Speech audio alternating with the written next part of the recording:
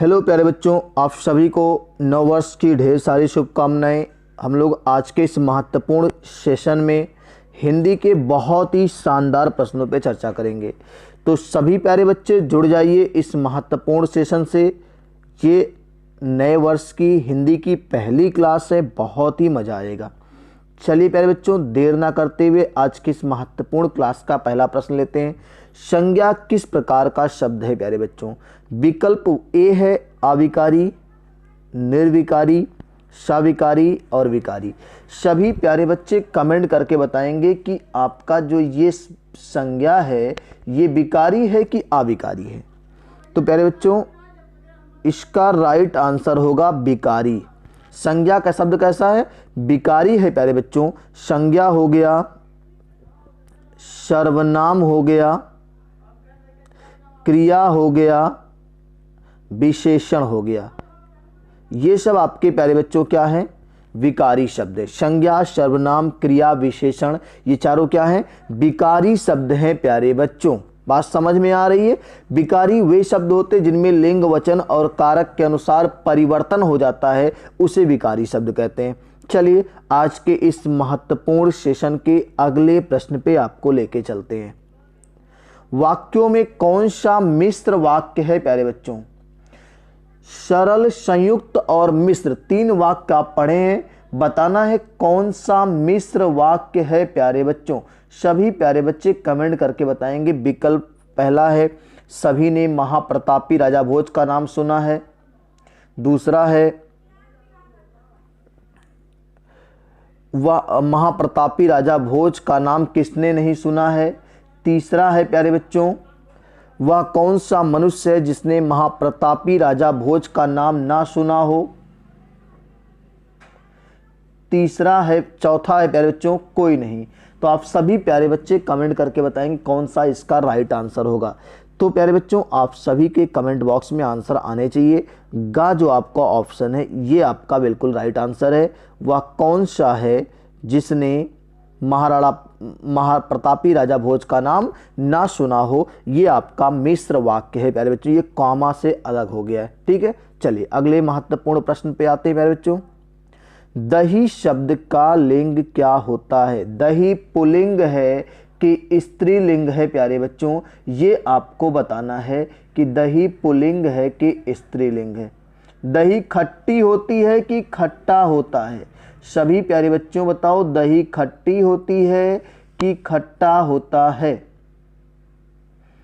पहला है पुल्लिंग, स्त्रीलिंग, उभयलिंग, उपयुक्त दोनों। तो सभी प्यारे बच्चे कमेंट करके बता दीजिए दही पुल्लिंग है कि स्त्रीलिंग है।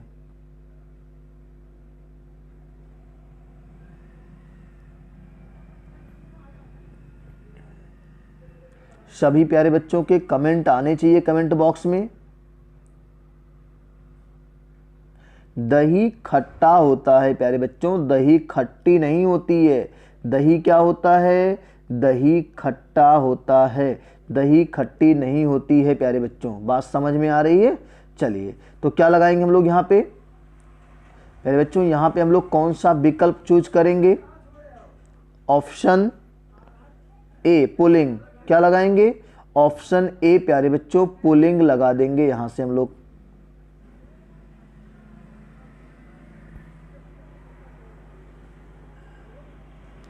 चलिए अगले महत्वपूर्ण प्रश्न पे चलते हैं प्यारे बच्चों। यहां से कौन सा द्वंद्व समास का उदाहरण है प्यारे बच्चों? कौन सा द्वंद्व समास का उदाहरण है? पहला है पीतांबर, रुपया पैसा, चौराहा होना चाहिए, चौराहा हो गया है, ये चौराहा होना चाहिए। विकल्प सही कर लीजिएगा, चौराहा। और नेत्रहीन। तो प्यारे बच्चों चौराहा में द्विगु समास है। कौन समास है यहाँ पे? यहाँ पे बात करेंगे द्विगु समास है। नेत्रहीन अलग हो रहा है। रुपया पैसा समाहार द्वंद्व है प्यारे बच्चों। क्या होगा? समाहार द्वंद्व जो है वो आपका रुपया पैसा में है प्यारे बच्चों। चलिए अगले महत्वपूर्ण प्रश्न पे बात करते हैं प्यारे बच्चों। यहां से माँ ने बच्चों को सुलाया या किस कारक का उदाहरण है? माँ ने बच्चों को सुलाया या किस कारक का उदाहरण है? सभी प्यारे बच्चे कमेंट करके बताएंगे कि किस कारक का उदाहरण।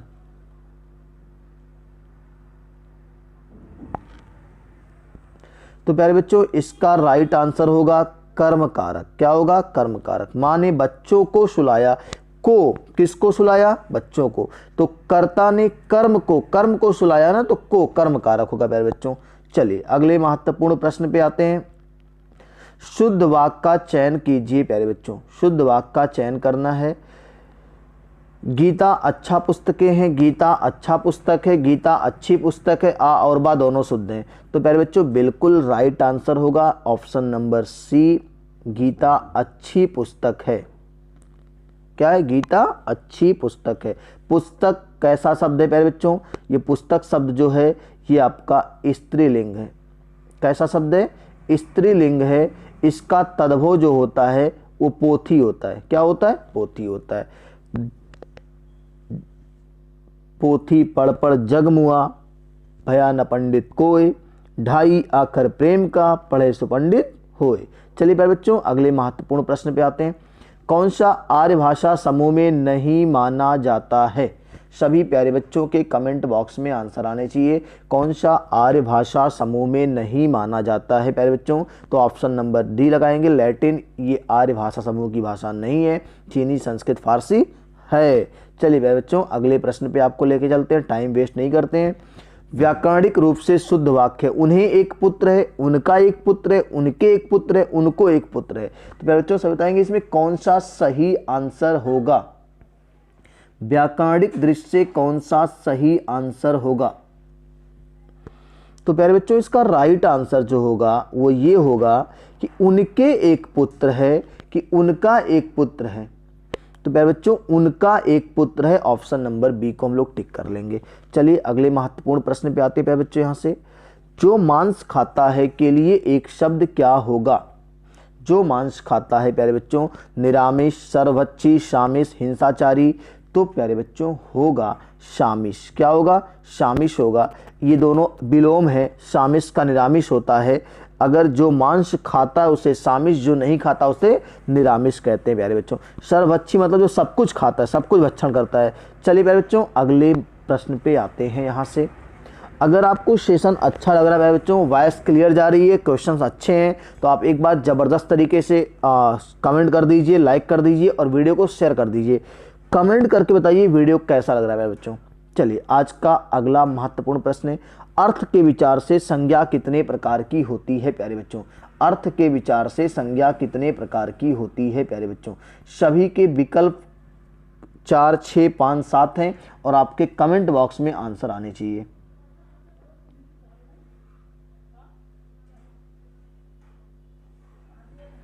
तो प्यारे बच्चों अर्थ के विचार से संज्ञा 5 प्रकार की होती है। कितनी होती है? 5 प्रकार की होती है। बात समझ में आ गई? चलिए तो हम लोग अगले महत्वपूर्ण प्रश्न पे आते हैं प्यारे बच्चों।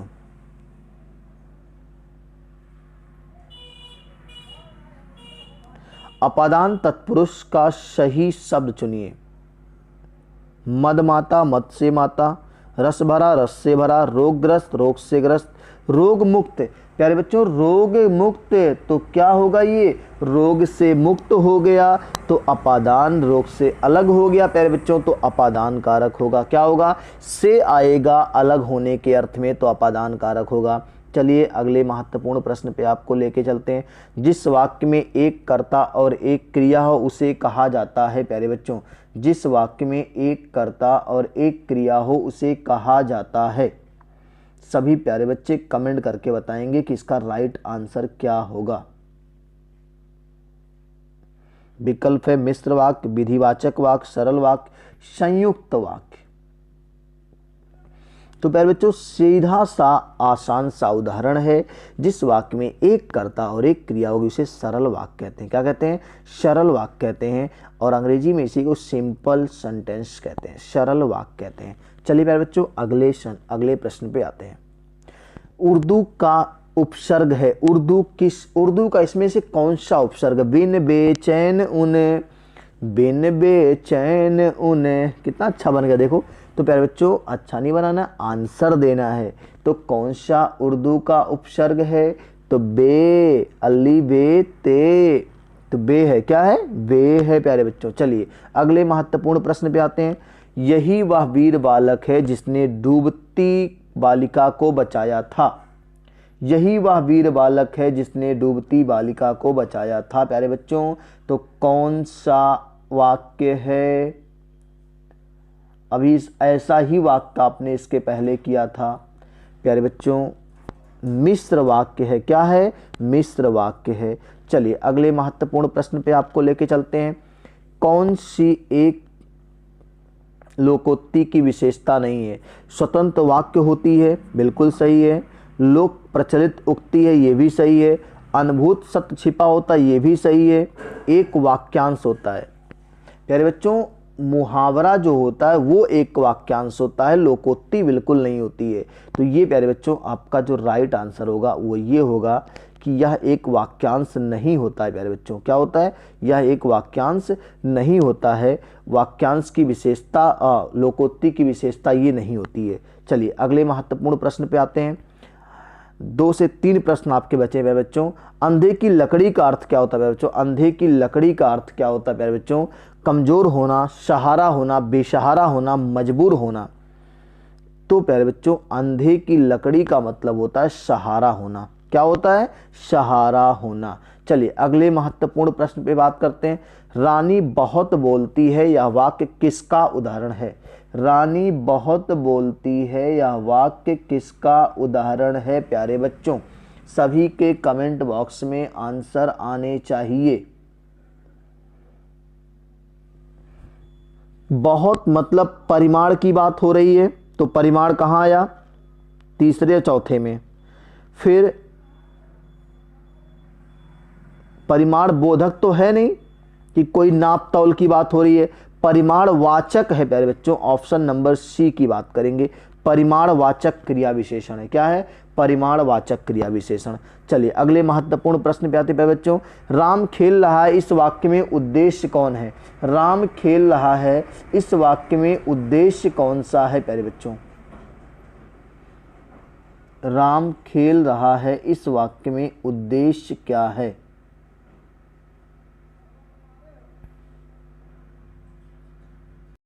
तो प्यारे बच्चों इसका जो राइट आंसर होगा वो ये होगा राम। उद्देश्य क्या है? राम। चलिए प्यारे बच्चों अगले प्रश्न की बात करते हैं। यहाँ पे किस शब्द की वर्तनी सही है? अनुग्रहित, अनुग्रहित, अनुग्रहित, अनुग्रहित। तो प्यारे बच्चों आप सभी लोग बताएं कमेंट करके किसकी वर्तनी यहाँ पे सही है। अनुग्रहित ये बहुत ज़्यादा पूछा जाने वाला पेपर का सवाल है। अनुग्रहित होगा प्यारे बच्चों, और जो कि विकल्प में दिखेगा आपको ऑप्शन नंबर बी में। बात समझ में आ रही है? चलिए अगले महत्वपूर्ण प्रश्न और आज के इस क्लास का आखिरी प्रश्न है। स्त्रीलिंग शब्द का चयन करना है प्यारे बच्चों। स्त्रीलिंग शब्द कौन सा है इसमें से? बाजरा, वेदना, आटा, शीशा। तो प्यारे बच्चों वेदना क्या होगा? वेदना आपका स्त्रीलिंग शब्द है। तो प्यारे बच्चों आज की इस महत्वपूर्ण सेशन में हमने 20 प्रश्नों को हल किया है। ऐसे ही आपके लिए धमाकेदार प्रैक्टिस सेट हम लेके आते रहेंगे और आप अच्छे से एंजॉय करिए। बहुत अगली बार हम लोग ऐसे 20 प्रश्न के साथ फिर मिलेंगे। तब तक के लिए आप सभी लोग को नए वर्ष की ढेर सारी शुभकामनाएं। स्वस्थ रहिए, मस्त रहिए और मस्ती के साथ मैथ विद कृष्णा से जुड़े रहिए।